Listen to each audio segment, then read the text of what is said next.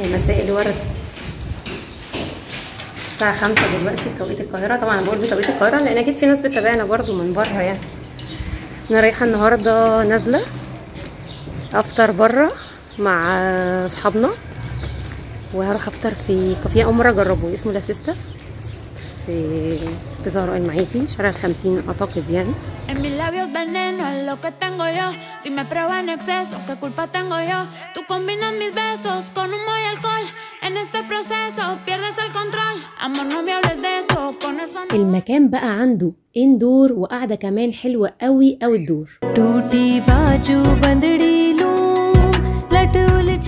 في رمضان بقى بيكون فيه بوفيه مفتوح للسلطات والشوربة، وده بيكون فور فري على اي طبق رئيسي بتختاره من السيت منيو اللي بيكون في رينج ال 200 جنيه.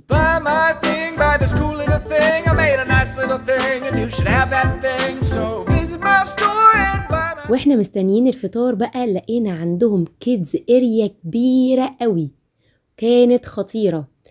الولاد دخلوا واتبسطوا فيها قوي وما كانوش عايزين ييجوا يفطروا من كتر اللعب.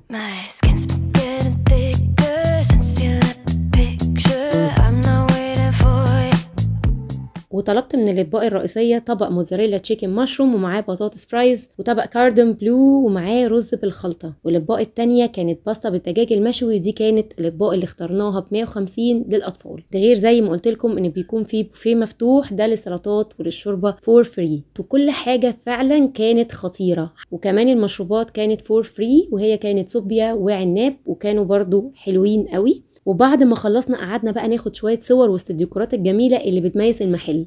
روحوا اتبسطوا، خصوصا لو معاكي اطفال صغيره هتقعدي وهتتبسطي بجد جدا، لان هم هيتلهوا في الكيدز اريا لان هي كبيره قوي فيها العاب كتير.